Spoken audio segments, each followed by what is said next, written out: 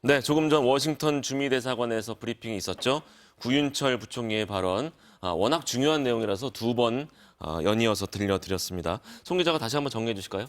예, 먼저 방금 들어보신 브리핑 내용 좀 정리를 해보면요. 네. 구윤철 부총리는 상호 간의 한미가 역사적인 관세 협상을 했다 이렇게 평가를 했습니다. 예. 워낙에 국민적인 관심도 많았고 걱정도 많아서 무거운 책임감을 가지고 이런 협상안을 전달했다 이렇게 말을 했는데요. 예. 우리가 지킬 건 좀 지키고 감내할 수 있는 수준에서 협상을 했고 국익 중심으로 외교를 펼쳐서 상호 호혜적인 결과를 이뤄냈다 이렇게 평가를 했습니다. 예. 주요 내용도 앞서 말씀드렸지만 한 번 더 살펴보면요. 예. 당초에 25%였던 상호 관세를 15%로 인하했습니다. 예. 그리고 또 자동차 그리고 관련 부품에 적용이 되는 품목 관세도 현재 25%에서 일본과 동일한 수준인 15%로 인하가 됐습니다. 반도체나 의약품 같은 경우에도 관세 부과가 예고가 되어 있었죠. 예. 이런 품목에 대해서도 다른 나라에 비해서 불리한 대우를 받지 않는 최혜국 대우를 약속받았다고 밝혔습니다. 예. 그러면서 그 부총리는 오늘 합의에 있어서 가장 주목해야 할 부분으로 조선업을 꼽았습니다. 예. 1,500억 불 규모의 한미 조선 협력 패키지를 말하는 건데요. 이 패키지를 통해서 우리 조선 기업에도 새로운 기회가 되고 또 성장할 수 있는 계기가 될 거다 이렇게 평가를 했습니다.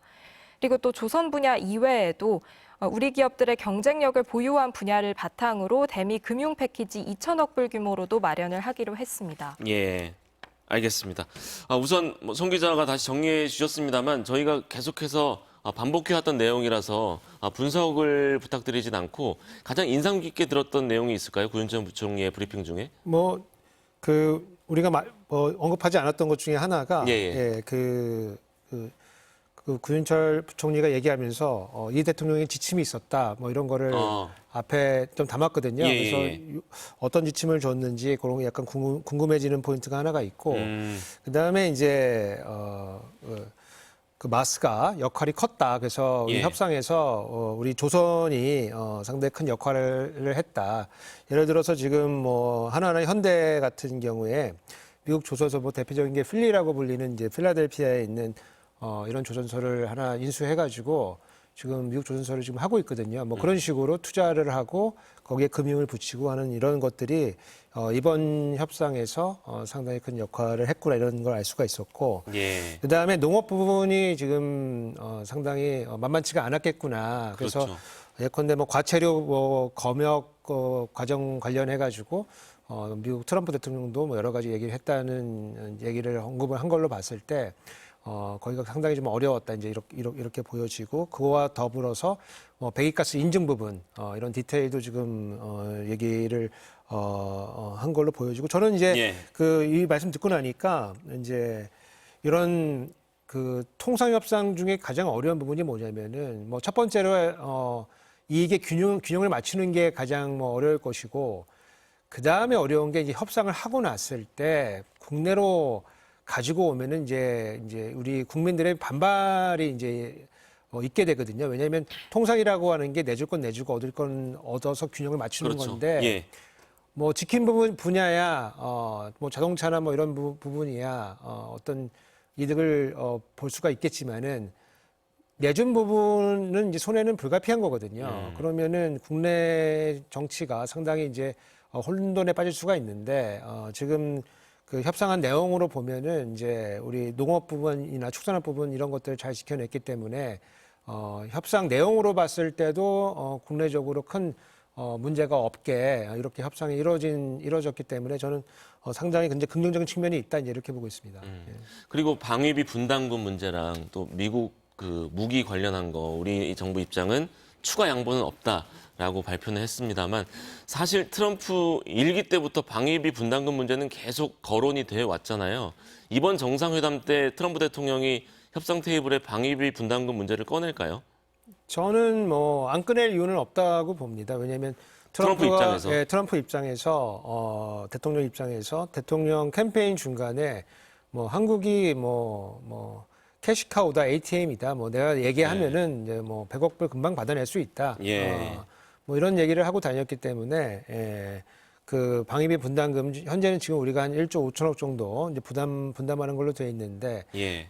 합의는 돼 있지만 이거 재협상하자 뭐 이렇게 나올 이유는 충분하고 그리고 그와 이제 동시에 여러 가지 이제 미국 그 관련된 이제 무기도 니네가 좀 추가적으로 구입하는 게 어떠냐. 왜냐하면 지금 한국이 지금 방산이 좀 잘 나가고 있기 때문에 뭐 그런 측면에서 보면은 조금 더 압박을 미국 입장에서 봤을 때 가하지 않을 이유가 없다. 그래서 그런 거 보면은 추가적으로 뭐 한국하고 미국 대통령 그 정상회담에 있어가지고 충분히 의제로 올라올 가능성은 있는 거다 이렇게 보고 있습니다. 그리고 또 반도체 의약품 같은 경우 분리하지 않도록 합의를 했다라고 발표했는데 이 부분은 어떻게 전망하세요? 그러니까 이게 자동차와 반도체를 조금 나눠서 봐야 될 필요가 있는데 예. 자동차는 뭐 미국 시장에서 미국도 자동차를 팔고 그다음에 한국, 일본, 유럽 이렇게 해서 각축하는 그런 시장입니다. 그래서 뭐 미국 자동차도 뭐 그 안을 들어보면 상당히 복잡합니다. 왜냐하면 미국 자동차도 캐나다나 멕시코에서 조립해서 넘어오는 차들이 많기 때문에 거기도 이제 관세 지금 30%대로 맞게 돼 있기 때문에 좀 복잡한 이런 산업 구조를 갖고 있는데 반해서 반도체는 지금 공급할 수 있는 나라가 중국 빼고 나면은 한국하고 대만 정도고 미국에 이제 마이크론이라는 회사가 있지만은 약간 작은 규모이기 때문에 관세를 부과한다 그래도 우리나라 반도체를 뭐 사지 않을 방법이 없거든요. 그래서 반도체가 처한 그 관세에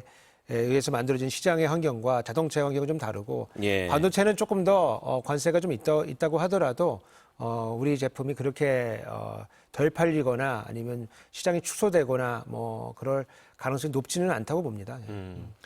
알겠습니다. 이 오늘 뭐 특보와 관련한 이야기지만 한 발 떨어져서 좀 거시적인 관점에서 여쭤보면 트럼프 대통령도 이제 거의 시작이고 뭐 우리 대통령은 지금 시작한 지 얼마 안 됐고 이런 입장에서 물론 이제 내년 미국의 중간선거 이후 트럼프 대통령이 계속 이렇게 강경하게 나올 것인지 아닌지 모르겠습니다만 우리 정부 입장에서 이제 트럼프 정부랑 계속 앞으로 28년까지인가요? 계속 이렇게 대미 외교를 해야 하잖아요. 경제 전문가 입장에서 어떤 입장을 취해야 할까요?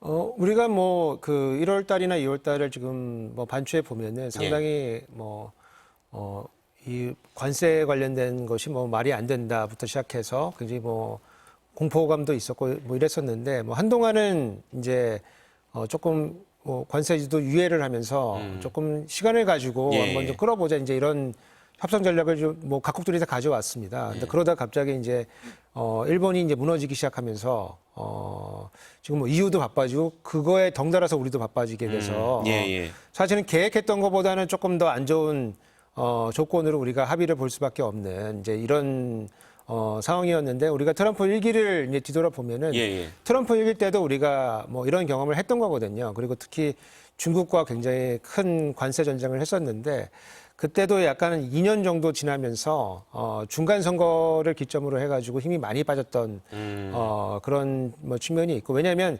관세를 부과한다는 게 관세라고 하는 게 결국은 미국의 소비자들이 어느 정도 부담을 해줘야 되는 거고 그럼 미국의 물가 상승으로 나타나게 되는 거거든요. 그래서 미국 소비자들이 얼마나 이제 이 올라간 가격으로 이제 해외 제품들은 이제 구매를 해야 되는 이런 상황들이 벌어지는 거기 때문에 안 그러면은 조금 더 질이 낮은 이제 자국의 물품을 써야 되는 이제 이런 일들이 생기는 거 이게 소비자 입장에서 보면은 굉장히 큰 스트레스고 경제학에서는 이거를 뭐 후생의 경제적 후생의 손실이라고 보고 있거든요. 그러면은 이게 중간 선거로 이제 반영이 되고 이렇게 되면은 이거를 그게 내년 말인가요?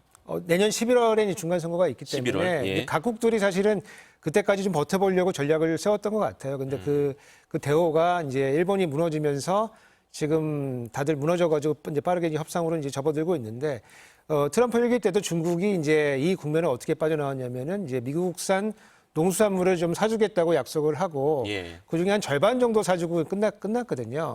그래서 아마 지금 급한 국면에서 대부분의 이제 협상국들이 이제 미국과 이제 합의를 보고 있지만 이제 뭐 이게 뒤로 후반기로 갈 때 아무래도 중간 선거 전후로 해서 소비자들의 불만이나 미국 기업들의 불만 혹은 또 월스트리트의 뭐 금융회사들의 불만들이 쌓이게 되면은 그러면은 조금 약해질 국면이 있지 않나 그렇게도 보고 있을 것 같습니다. 예. 중간 선거가 내년 11월이면 아직도 한 1년 3개월 정도 남은 것인데 이번 2주 후에 정상회담이 끝나면 이런 강경한 입장이 좀 꺾일지 아니면 계속될지도 다만 이제 이게 지켜봐야겠습니다. 그 한 가지 예.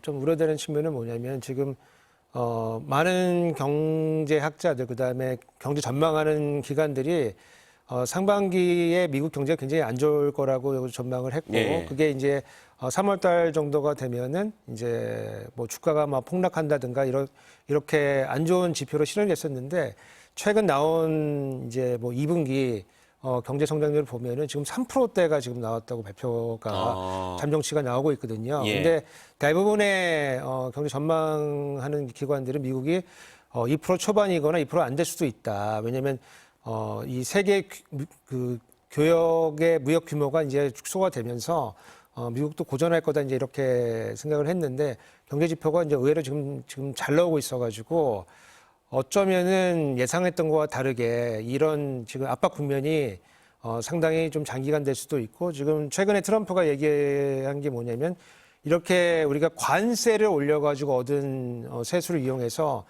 미국 국민들에게 우리 뭐 현금으로 한 뭐 600에서 700달러 정도의 세금 환급을 해주겠다 뭐 이런 안들을 지금 발표한다고 알려져 있거든요. 그래서 이렇게 되면은 그런 미국 국민들도 관세 이제 효능감을 맛보게 되면은 이 지지가 떨어지지 않을 수도 있다 이제 이렇게 볼 수도 있을 것 같습니다. 예. 네, 알겠습니다.